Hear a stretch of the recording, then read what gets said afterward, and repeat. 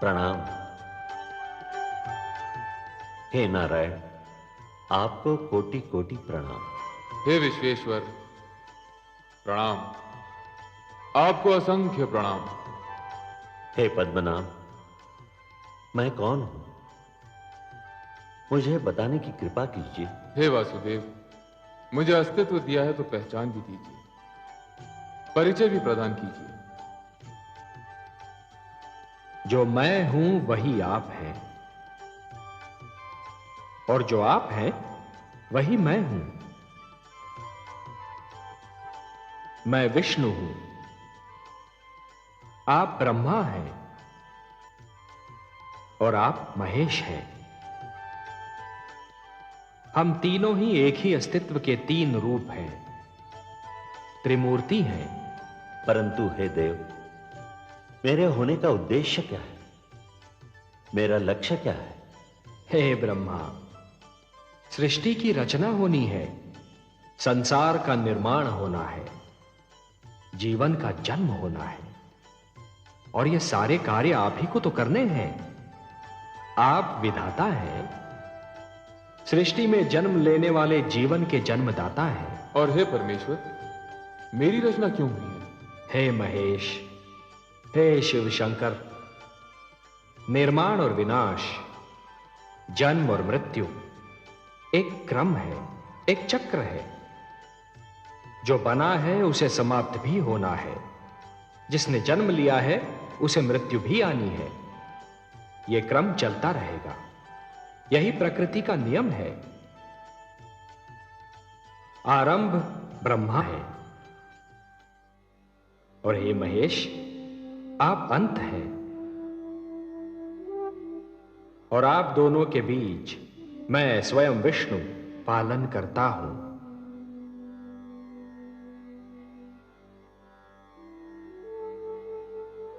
हे ब्रह्मा, हे विधाता, सृष्टि की रचना का शुभारंभ कीजिए।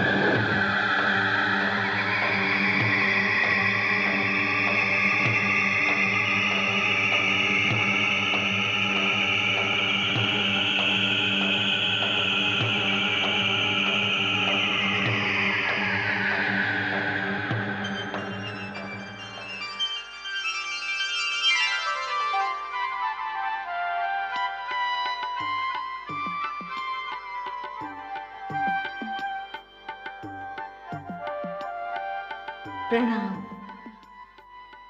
परमेश्वर, प्रणाम। हे नारायण, आपको कोटि कोटि प्रणाम। हे नाथ, हे सर्वशक्तिमान, आप तो अपने आप में ही संपूर्ण थे, फिर मेरी रचना करने की क्या आवश्यकता थी? हे महादेवी, जैसे एक पुष्प सुगंध के बिना, वृक्ष फल के बिना और दर्पण छाया के बिना अधूरा होता है, उसी प्रकार एक पुरुष नारी के बिना अधूरा है। और ये तो केवल हम ही जानते हैं ना महादेवी, कि संसार को ममता और स्नेह और एक पुरुष को प्रेरणा, संघर्ष की शक्ति और जीवन भर का साथ केवल एक नारी ही दे सकती है। इसीलिए हमने आपकी रचना की है और हम आपको एक सुंदर सा नाम भी देने जा रहे हैं, लक्ष्मी। संसार हमारे नाम से पहले आपका नाम लेगा, हमें लक्ष्मी नारायण के नाम से पुकारेगा। लक्ष्मी नारायण।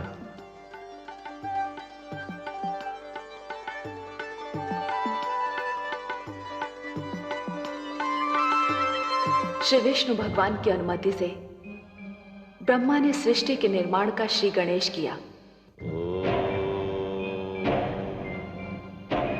सबसे पहले अपनी भुजाओं से उन्होंने 4 मनु पैदा किए।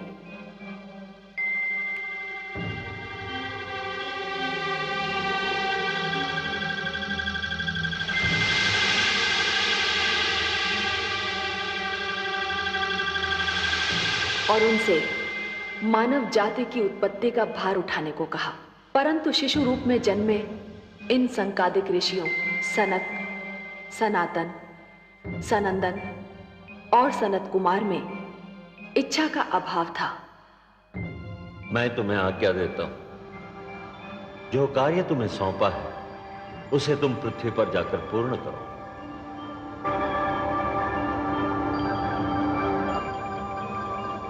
तो मैं तुम्हें शाप देता हूं, जाओ, निकल जाओ यहां से। उन्होंने मानव जाति को जन्म देने जैसा महान भार उठाने में स्वयं को असमर्थ पाया। इच्छा का संबंध ज्ञान से है और ज्ञान की जड़ें विद्या में होती हैं। ब्रह्मा ने यह सोचकर निर्णय लिया कि मानव से पहले सृष्टि में ज्ञान का उजाला फैलाना चाहिए। जीवन को ज्ञान मिलने से पहले ज्ञान को जीवन मिलना चाहिए।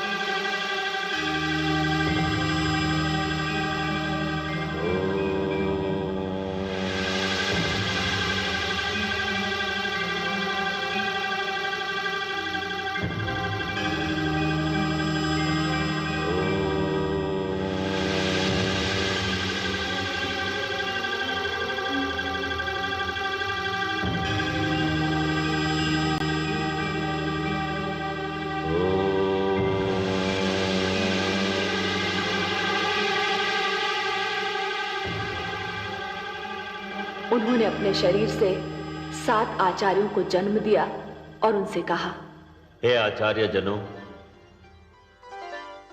हे वशिष्ठ, हे क्रतु, हे पुलह, हे पुलस्त्य, हे अंगिरा, हे अत्रि, हे मरीचि। सृष्टि में मानव जीवन का आगमन होने वाला है। मानव को शिक्षा देना, उसके जीवन को दिशा देना आपके जन्म का कारण भी है और उद्देश्य भी। उसके मार्ग में ज्ञान का प्रकाश फैलाएंगे आप। उसे परिवार और गुरुकुल परंपरा के ढंग सिखाएंगे। हे परम पिता, आपकी आज्ञा का पालन सप्तऋषि के नाम से जाने जाने वाले ये सातों आचार्य आज भी नक्षत्र मंडल में 7 सितारों के झुरमुट का रूप लेकर जीवन का मार्गदर्शन करते दिखाई देते हैं। फिर आया वो क्षण जिसकी सृष्टि सांस थामे राह देख रही थी। रचना क्रिया का सबसे महान क्षण, मानव जीवन के आगमन का सुनहरा पल।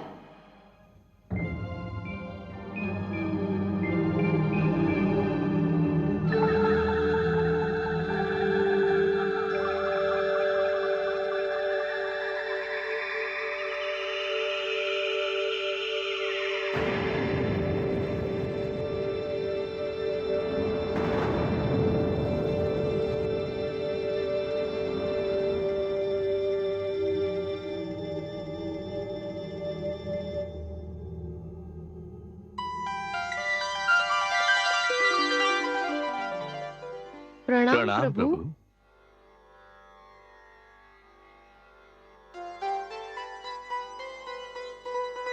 हे मनु, हे शतरूपा, आप दोनों मिलकर सृष्टि में मानव जीवन के प्रारंभ की घोषणा है।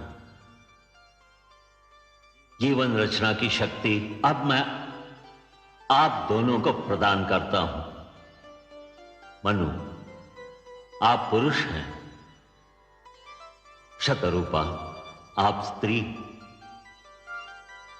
आप दोनों मिलकर मानव जाति का आधार बनेंगे, परिवार बनाएंगे, समाज बनाएंगे। आप दोनों शरीर तो दो हैं, पर प्राण एक होंगे, एक दूसरे का साथ देंगे, एक दूसरे के सुख दुख बांटेंगे। जो आज्ञा प्रभु। आप दोनों के कई रूप होंगे। मनु, आप पति पिता पुत्र के रूप धारण करते रहेंगे, और शतरूपा आप पत्नी माता और पुत्री के रूप में ढलती रहेंगी। आपको मैं स्नेह ममता दया और करुणा की भावनाएं देता हूं। मनु, आपको संरक्षण पालन पोषण और परिश्रम की शक्तियां प्रदान करता हूं। आप हर पग पर, हर स्थिति में और हर स्थान पर शतरूपा की रक्षा करेंगे, उसके सुख का ध्यान रखेंगे। आज के उपरांत सृष्टि में जीवन स्वयंभू नहीं होगा। अब जीवन जन्म लेगा और जन्म देगा। हे पिता, आपके आदेश का पालन होगा। मैं अपने धर्म का पालन करूंगी प्रभु।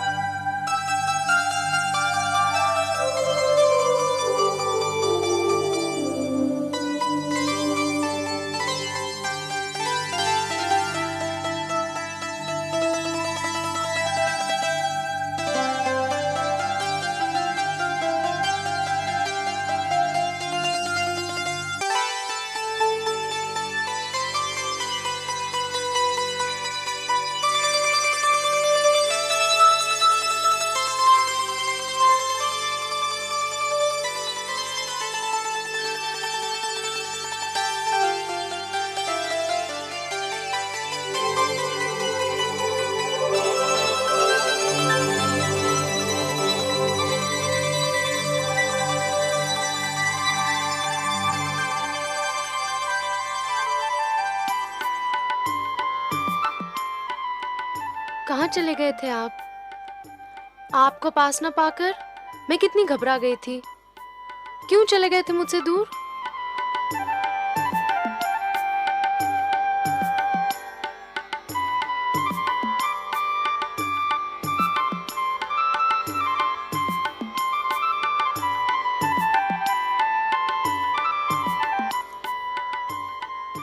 ऐसे क्या देख रहे हैं आप? देख नहीं रहा हूं देवी, सोच रहा हूं। क्या सोच रहे हैं? यही कि आपके प्रश्न का उत्तर दूं या ऐसे ही आपको निहारता रहूं, या आपकी मधुर वाणी सुनता रहूं। ऐसी क्या बात है मुझ में और मेरी वाणी में? आपको सामने पाकर मुझे ऐसा लगा जैसे उषा की लालिमा, पुष्प की कोमलता, चंद्रमा की शीतलता और झरनों की मधुरता सब एक ही शरीर में ढल गई हों। देवी, मैंने भोर भय पंछियों की चहकार सुनी, मैंने सूर्य की पहली किरण छूने पर कलियों की चटकार सुनी, मैंने सरोवर पर वर्षा की पहली बूंद की झनकार सुनी, परंतु उनमें वो संगीत और स्वर लहरी नहीं मिली जो आपकी वाणी में सुनाई दी।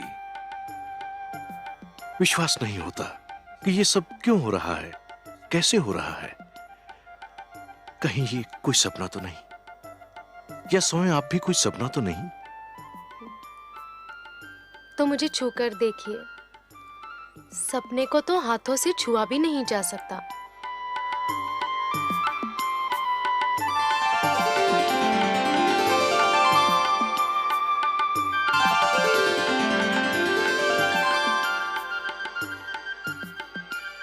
अब पता चला कि मैं सपना हूं या सत्य? आप सत्य हैं देवी, सृष्टि का सबसे सुंदर सत्य। ब्रह्मा ने मुझे आपके विषय में बहुत सारी बातें बताई थीं, परंतु एक बात नहीं बताई थी जो मैंने अब जान ली है। कौन सी बात? यही कि आप मेरी संगिनी नहीं, मेरी आवश्यकता भी हो। आपने अधूरी बात जानी स्वामी। क्यों? पूरी बात यह है कि हम दोनों एक दूसरे की आवश्यकता है।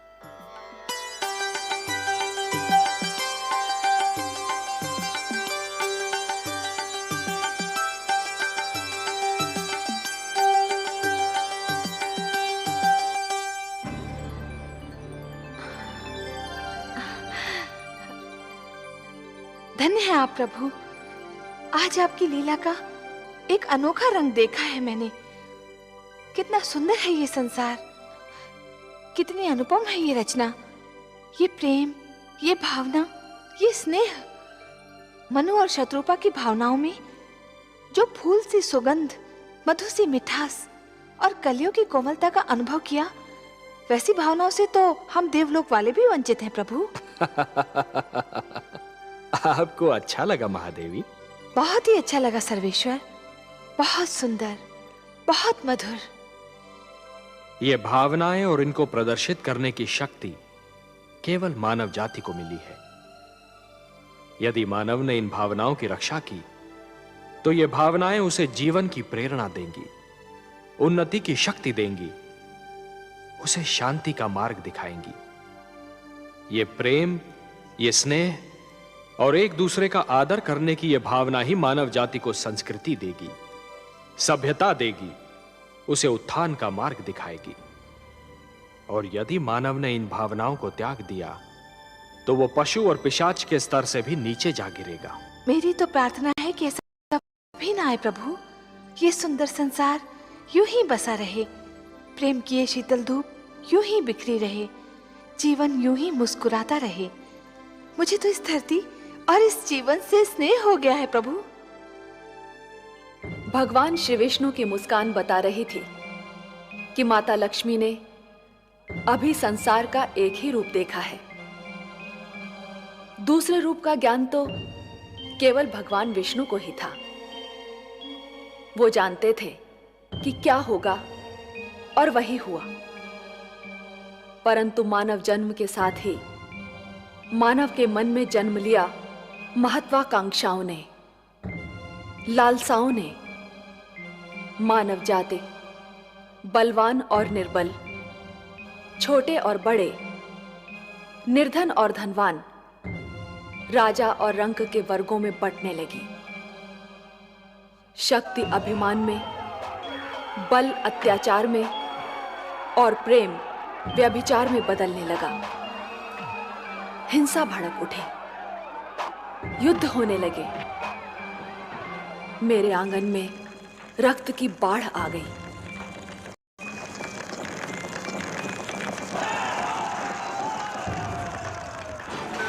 मैं घबरा गई। मैंने मानव को बार बार पुकारा, पर हाहाकार में उसने तो मेरी पुकार नहीं सुनी। परंतु मेरी ये पुकार देवलोक तक पहुंच गई।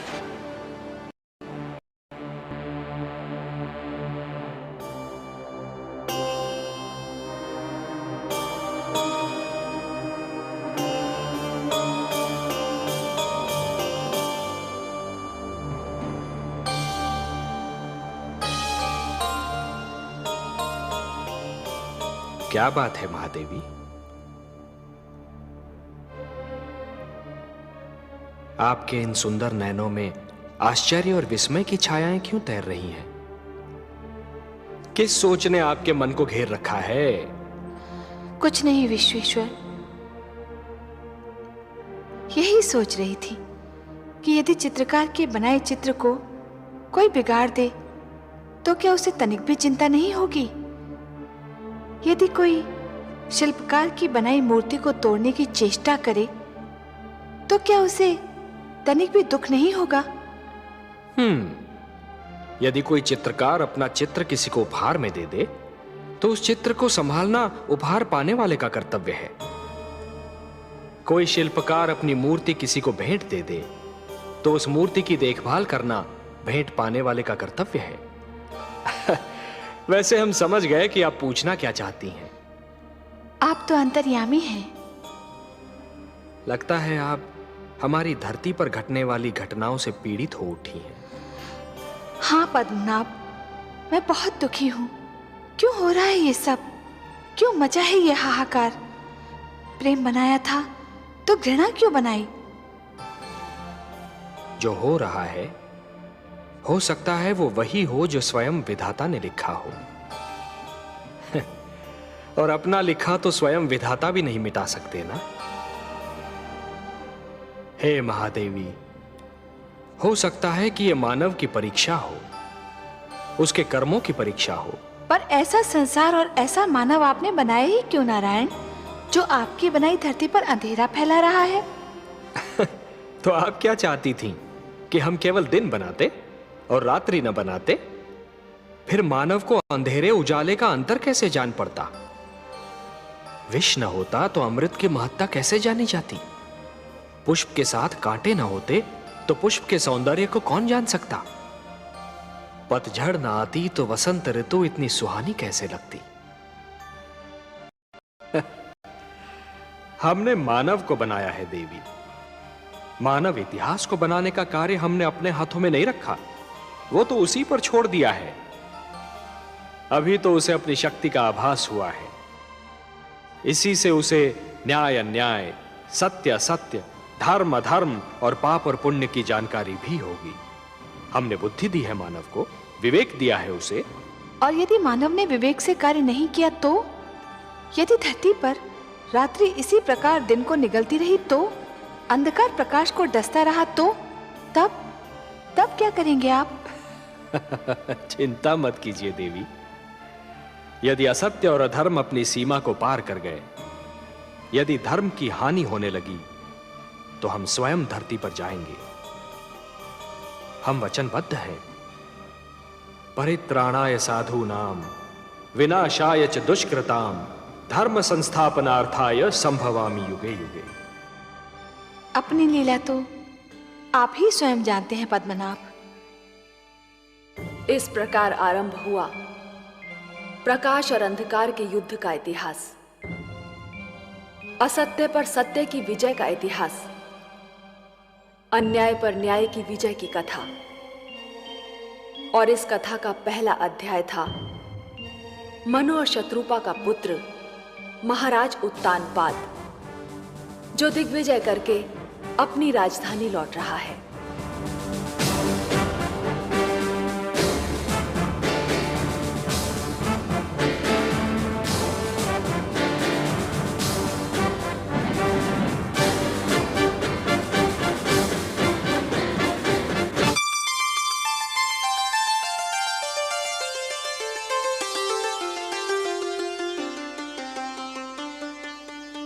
महारानी सुनीति की जय हो। महाराज उत्तानपाद दिग्विजय से लौटकर आ गए हैं। महारानी चलकर उनका स्वागत नहीं करेंगी?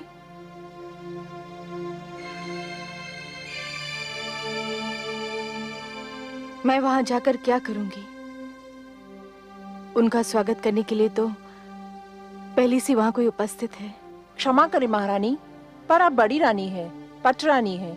महाराज के स्वागत का अधिकार तो आप ही को प्राप्त है। अपने स्वागत का अधिकार, देने न देने का अधिकार तो महाराज के हाथों में है,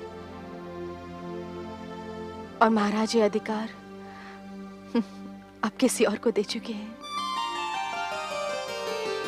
आप यही है बातें पिताश्री के स्वागत को नहीं गई? नहीं पुत्र, मैं नहीं गई। फिर मैं जाऊंगा पिताश्री का स्वागत करने।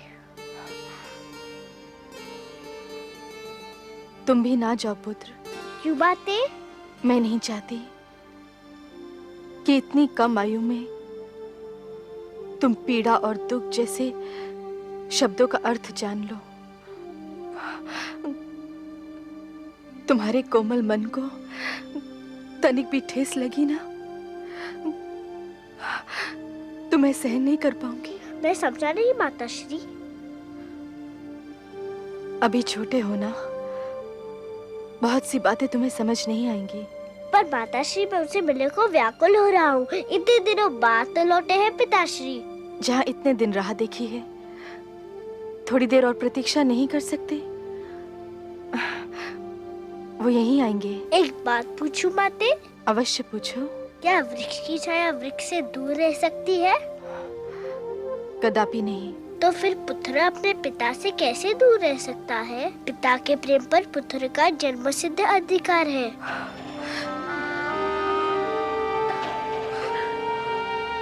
सारा झगड़ा ही तो अधिकारों का है पुत्र ध्रुव।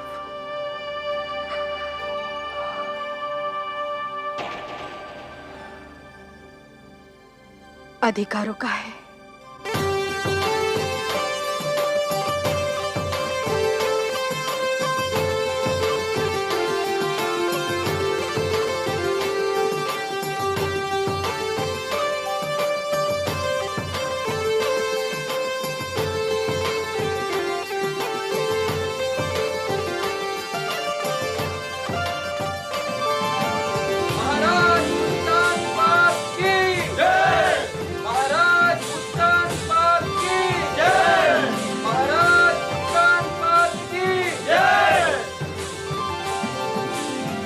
महारानी,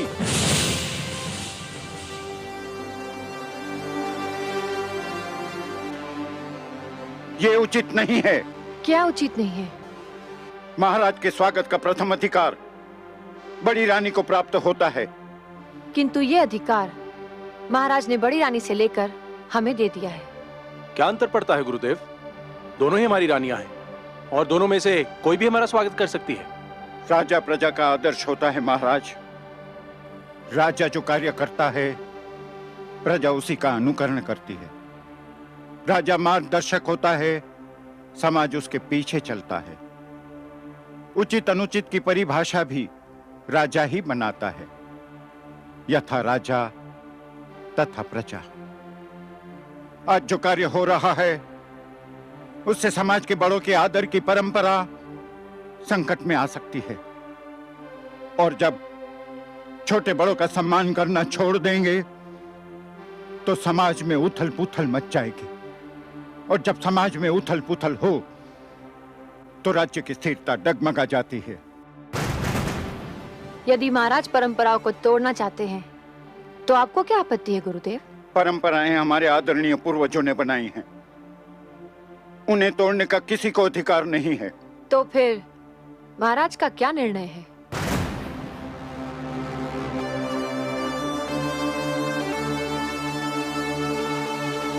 हमारा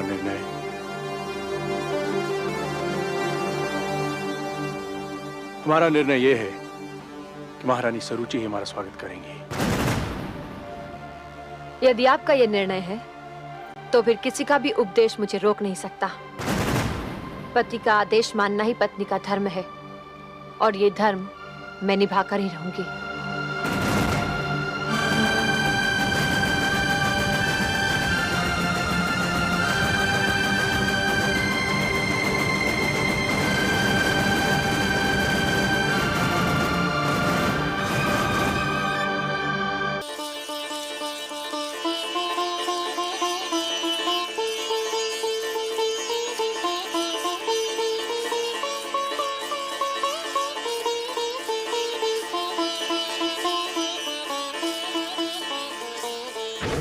ठहरिए राजकुमार ध्रुव, आप अंदर नहीं जा सकते। क्यों नहीं जा सकता? मुझे पिता महाराज से मिलना है। महाराज का आदेश है कि अंदर किसी को न आने दिया जाए। मैं राजकुमार हूँ और मेरा आदेश है कि मुझे अंदर जाने दिया जाए। सूर्य के प्रकाश को धरती पर पहुँचने से कोई नहीं रोक सकता। पिता और पुत्र के बीच में कोई नहीं आ सकता। हम महाराज के आदेश की अनदेखी नहीं कर सकते। और राजकुमार के आदेश की अनदेखी कर सकते हो? यदि हमने आपको जाने दिया तो महाराज हमें दंड देंगे। अगर तुमने मुझे रोका तो मैं तुम्हें दंड दूंगा।